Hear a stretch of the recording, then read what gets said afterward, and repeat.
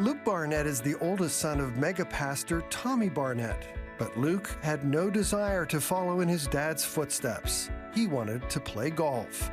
Though he traveled around the world playing the sport he loved, Luke felt like he was dying on the inside.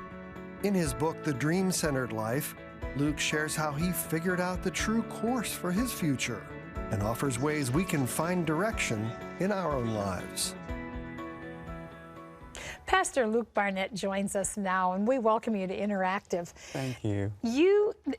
The dream that God has birthed in you and brought to fruition today, that's still on its way, that's not what originally you thought you were going to be doing. You wanted to be a golfer. Yeah. It's a little different than what you're doing today. Yeah, that was my childhood dream growing up, and I pursued it and got to a certain level. I became a kind of a local pro, you know, doing the mini tours in Arizona, but that's a pretty competitive field out there. And, you know, one day my dad asked me a question that just kind of changed my life. He said, if a pastor ever calls you and asks you to speak at their church, I think you ought to do it just to see if, you know, that's what God has for you. Yeah. And seemingly benign. Yeah, I thought, I'm a golfer. No one's going to ask a golfer to come preach at the church. I thought I was safe, you know. But I agreed to do it if someone should call. And 2 weeks later, a pastor called from Goodyear, Arizona. His name is Eugene High School. And he said, I don't know you, I don't know your dad, but I just feel inspired to have you come preach at our church. Out of the blue. Yeah, and so I, of course, accused my dad right away and said, you set this whole thing up. And he said, I didn't set it up, but you said that if God opened a door, you'd walk through it. So how'd that go for you? Well, I didn't know what to do, so I just took one of my dad's sermons and I memorized it. And I got up there and I stumbled and stammered. It was probably the worst sermon ever preached in the history of all sermons. But when I got to the altar call, like the invitation time, that was very natural. And I felt the power of God upon my life during that moment. And I gave the invitation, and a woman came forward and accepted the Lord that night. And that moment changed my life forever. I thought, this is what I want to do for the rest of my life. So how did you begin to move into that? Because prayer played a big part in it. And, you know, if we're going to be seeking God's plan and God's divine purpose for our lives, we need to hear from it. That's right. So what did you do? Well, you know, I became a pastor. I traveled for a few years as an evangelist, became a pastor, pastored 2 churches, kind of getting my feet wet a little bit, you know. And when I pastored those churches, I just did everything that I watched my dad do growing up in the church. I call it living on a secondhand revelation, just doing what your parents do, and God blessed it. God blesses obedience, and the churches grew by addition. But I always wonder why the churches didn't experience that supernatural surge that I saw happening all around. Explosion. Yeah. And so in 2013, my dad passed the baton of what was then Phoenix First Assembly, which was already a mega church, on to me. And when I got that baton in my hand, immediately I felt this depression or oppression kind of fall upon me. And what I really believe it was I knew in my heart that I didn't have a God-sized dream for the future of that church. And that church had always been led by a man of God who had a God-inspired vision. And so I did the only thing I knew how to do. I went up on the side of the mountain behind the church, and I went on a 40-day Daniel fast and ate nothing but birdseed and leaves and, you know, twigs. But I felt the hunger pains during that time. But I really wanted God's dream more than I wanted food during that time. And I knew I could not pastor that church without God's dream. I was desperate. Yeah. And I found out during that time that our church was, this is in 2013, I found out that our church was 90 years old and we'd be 100 years old in 2023. Wow. And so I said, God, what do you want our church to look like in 2023? How will we function? What will the ministries look like? And God downloaded, you know, a 5-pronged dream. Well, we are already, you know, very successful in the arts in our city.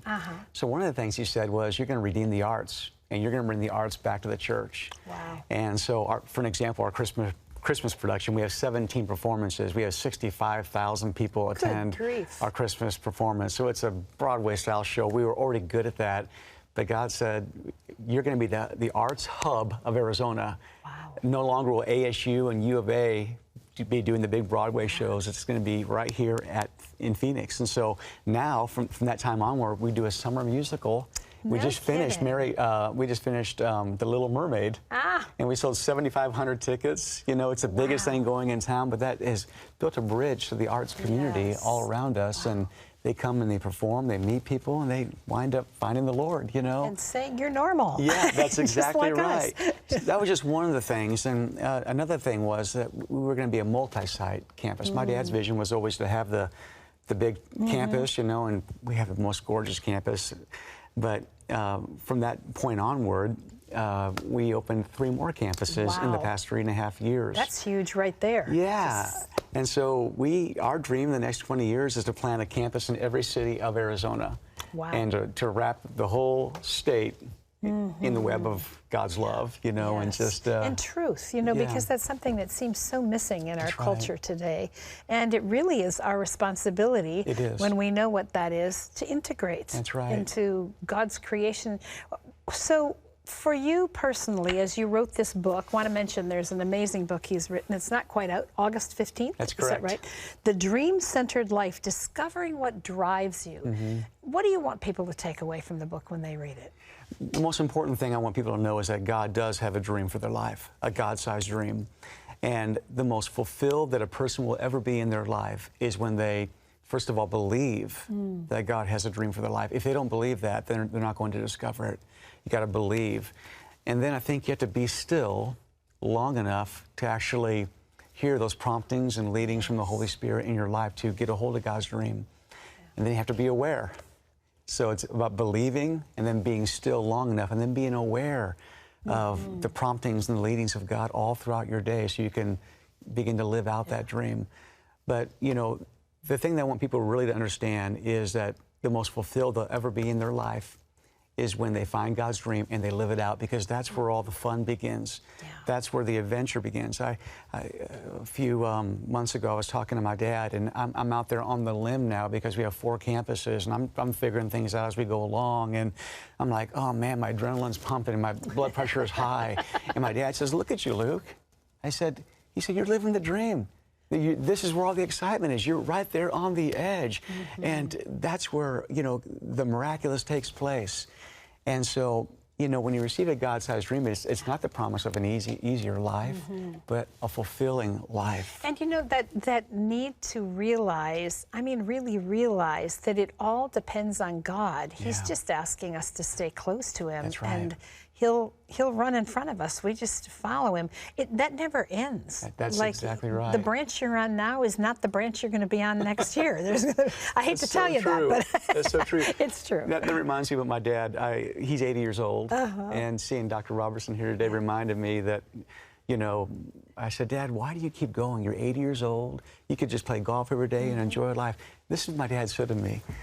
He said, the reason why I don't give up and I keep going is because I believe that God's going to use my life to do one more great thing on planet Earth. Yeah. I don't know what it is, but maybe I haven't reached for such a time as this moment yet. I thought, oh man, that's how... I'm with him. I believe that God is using us and speaking to us until the moment we slip into heaven. That's right. Yeah. Well, That's you're right. doing a wonderful Thank work you. out in Arizona. I want to mention the book again because it's a book for all of us. Luke Barnett's book is called The Dream-Centered Life. It's going to be released in a couple of weeks on August 15th. To find out how you can pre-order a copy, all you have to do is go to cbn.com. But it's a great book, Discovering What Drives You. If you're looking for purpose in your life, get hold of this book. It's well worth the read. Thank you so Thank much. you. Great to have you here. Thank you.